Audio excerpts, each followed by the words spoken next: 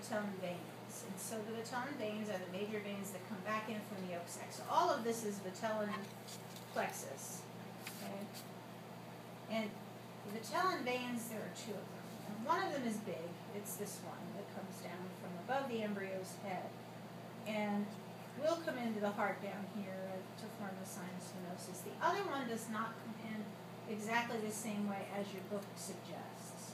And so it instead is this one down here. So it's collecting down here, and it comes up underneath the Vitelline artery, and then comes up right here, and you can see it right in here, forming the sinus venosus. So this is sinus venosus right here. Okay. And you can't really see where the other one goes into the sinus venosus unless you focus really phoning in.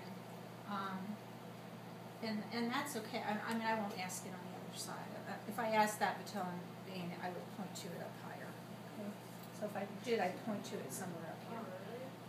That's genius. All right. So the two Vitelline veins come in and merge to form the sinus venosus, which is this part of the heart right here. So now I'm going to go up a power.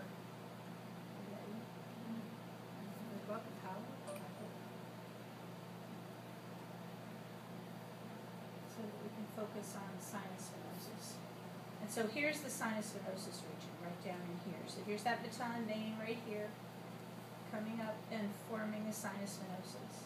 You can also see one of the post-cardinals come in, this one right here, or common cardinals rather. This is the common cardinal right here. But you can only see it on one side. Remember, the embryo is on its side, so the other one is underneath, and you can't always get it in focus. So this area right in here is all sinus venosus. Now the atrium is above that, and so this region up here is atrium. And then the ventricle loops out, and just like in your whole mouth slide when we were focusing on the heart, you then have to change focal planes to see the rest of it. And so now the ventricle loops around, and it narrows down as the conotruncus. And then the aortic sac is this part right up here, just before the aortic arches come off. All right, so let's do that again. So here's Vitelline vein coming into the sinus venosus. Here's common cardinal coming into the sinus venosus. And we have the atrium, then the ventricle loop, then we refocus to bring the rest of the ventricle and the conotruncus and the aortic sac into focus. Okay. Now, coming off the aortic sac, there will be the 3 aortic arches. So this is the first one. It's going to go up into the mandibular process, and then wrap through the mandibular process up to the maxillary process, and then go into the dorsal aorta up here. The second one just goes straight across, and the third one goes straight across as well, right into the dorsal aorta. So the first one is enormous. You see it for a very long time in your cross sections. Okay? Think about how long you can see the first aortic arch in your cross sections. It's in there forever.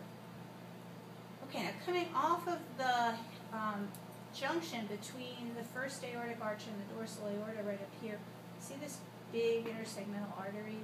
That's going to supply that whole plexus of blood vessels in the head. And there's another smaller one just off to the side of it.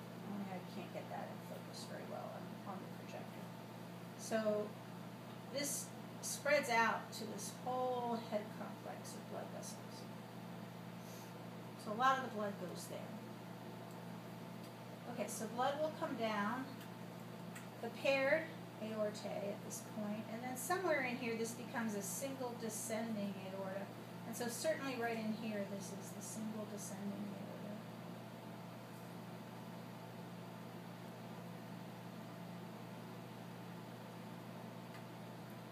And then it splits into the paired caudal aortae that run all the way into the tail. So here they are going into the tail. And these are the Vitelline arteries. And so the 2 Vitelline arteries go back out into the yolk sac and merge with a whole plexus of blood vessels that are out there on both sides. Okay, now coming along the dorsal aorta, and when you're on the microscope over there, you can actually see them even up in here, but on this you can't. But the intersegmental arteries will come off of the aorta, and so some of the easiest ones to see are back here. And so coming off of here, there will be little itty-bitty blood vessels that come off at really regular intervals that come across, and usually you can see them joining or going close to the postcardinal veins here. So this is one of the postcardinals here on this side. And then the other postcardinal is right here, and then it comes up and around. So you kind of lose it in this massive patellar vein and aorta up a little bit farther. So it's hard to focus on the intersegmental arteries. The anterior cardinal vein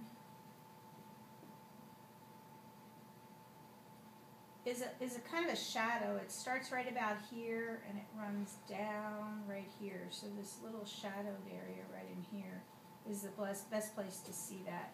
And if you kind of focus up and down, you can watch it kind of go under the embryo right in here. The postcardinal and precardinal will merge into the common cardinals, and so here's one of the common cardinals, the other one is under the embryo, and just really almost impossible to get focused on. And now we're back in sinus venosus, right? Are we good? Will you show the difference between the conotrungus and the aortic sac? So conotruncus is here as the ventricle narrows down.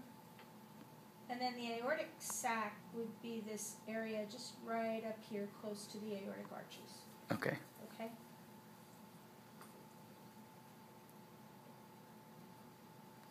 Will you just take us through the heart one more time? All right. So this is the vitelline vein here coming up. Here's the other one coming down, and remember it gets lost underneath. So this comes in right here. So this is sinus venosus. The common cardinal also comes in right here. So sinus venosus region right in here. Then atrium, ventricle, conotruncus, aortic sac.